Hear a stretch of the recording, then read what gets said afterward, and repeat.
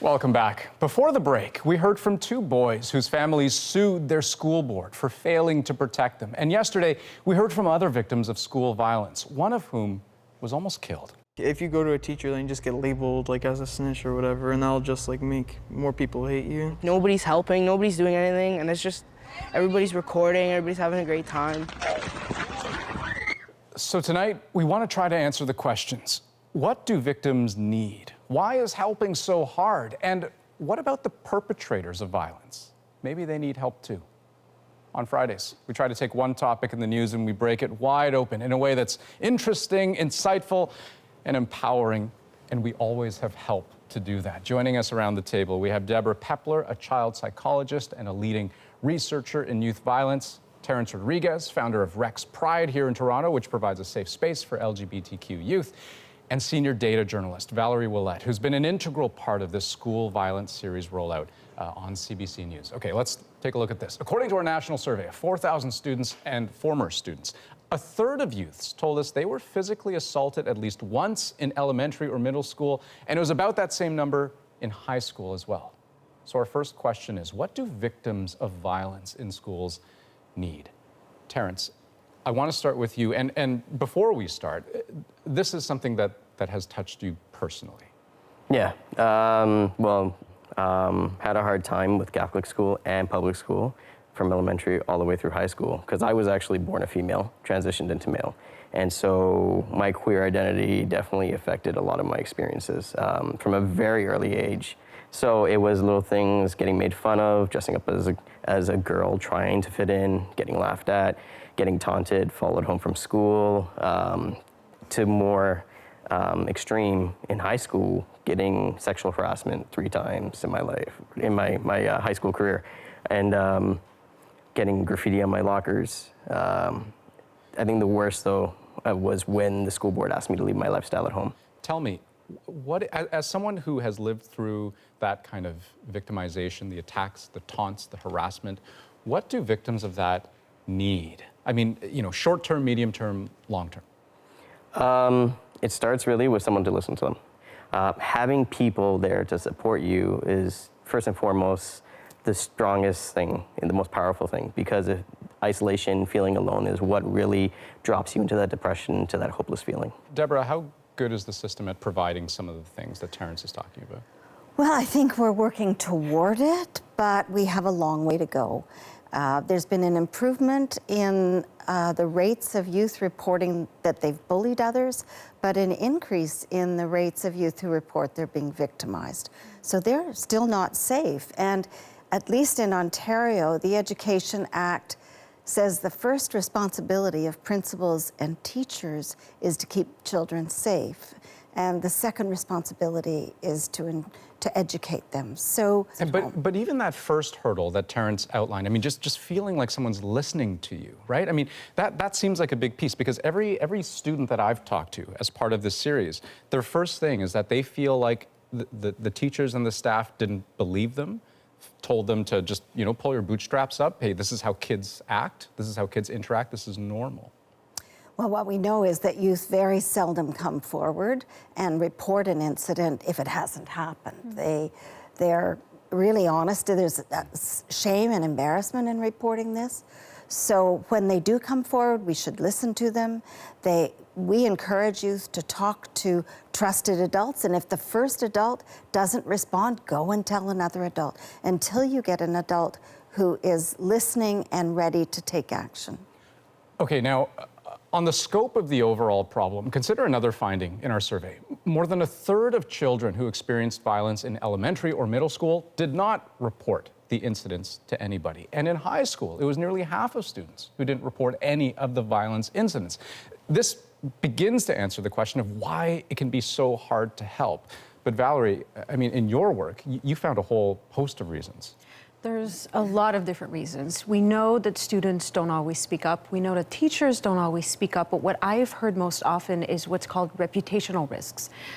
school principals work really hard to give their schools a good reputation, and they might be scared that if they report their real violence statistics, that might impact their reputation. Because they might be seen as the violent school in the area. Because in your work, you found gaps in reporting. Oh, we found a lot of gaps in reporting. Tell me about that. What we did is we started with Ontario because we believed that would be a system that had mandatory reporting.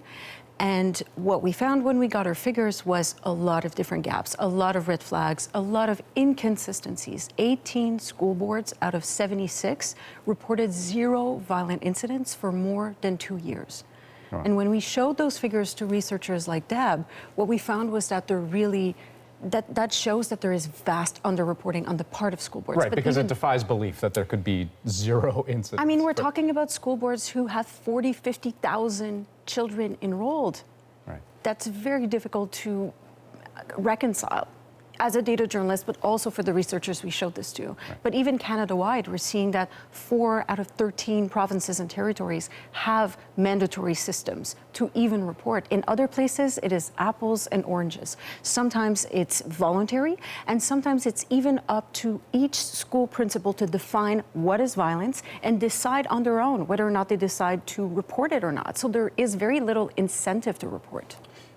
We're going to talk more about the data in just a second, but Deborah, I mean, when it comes to the question of bringing this issue to light, I mean, you know, we started with the statistic about students, right, who themselves don't always feel comfortable reporting.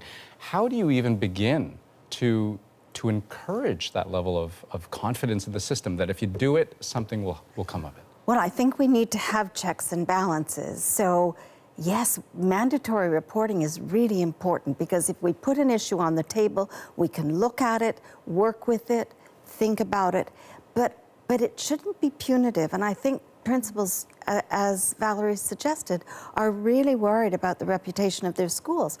What we should be doing is moving resources into schools where this is a problem, helping teachers develop the social emotional skills and capacities that children need, the respect for others that they need, and learn how to get power in a positive way rather than a negative way. There should be reinforcement, support for those schools who are having that kind of a problem. You know, there is another side to the coin of student violence that I will say doesn't always get talked about as much, and that is the perpetrator. So what are we to think about and what are we to do when it comes to helping them, making them part of the solution? Terrence, I mean, you've dealt with perpetrators of bad things. I'm just kind of curious, how do you think of them? They're human beings. There's nothing more you need to think of. That's all we are. Whether you're youth, adult, whatever, we're all human beings, and that's what people tend to forget. When you say perpetrator, that puts them in a box, and it makes it easy for people to treat them a certain way. But if we remember that they're human beings, we realize we're all complicated, and everybody has their own reasons for whatever they do in life, and so we need to find out for this person, why did they do it? And that's pretty much what I do. Finding that compassion can't be easy, right? Because, I mean, you see so often the knee-jerk reaction is detention, suspensions. Does that work? Is that an effective way of dealing with it? Well, you could ask the question, what are these children or youth learning when they sit on a bench for 2 hours? Are they learning how to relate to others in a better way? Are they learning how to respect others?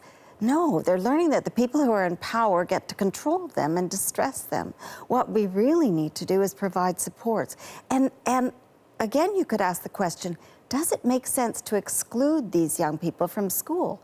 No, school may be the safest place in their daily life. And so if there are things that we can do, provide supports as a society for these youth and families, then we'll be able to move these young people onto a healthier pathway than the one they're on. Valerie, did your work trickle on to this part of the equation? Well, when we couldn't find violent incidents data or violent statistics, we asked schools what else they had for us. Right. And what we found is what little figures they had was exactly on that. It was on punishment. It was on suspensions and expulsions, and which kids were suspended and expelled. And they had really detailed data on that. They knew their gender, their grade, they could track stuff. But what we realized is that they probably were not really doing that. But if that data was used, even provincially or nationally, we could use it, as Deborah was saying, to find resources and give those resources to schools who are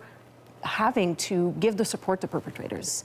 Guys, this has been a wonderful conversation. I have to stop it there, but this is clearly just the beginning. Thank you all so much. Thank you for taking the time. One last thing that I want to say. So this entire series, it's really elicited an incredible outpouring of questions, of comments, concerns, and also stories from you. And we want to continue hearing from you. So send us an email at schoolviolence@cbc.ca. And we know there are students who watch this program as well. So if you need help, Kids Help phone counselors are available 24/7 at the number and social media sites on your screen.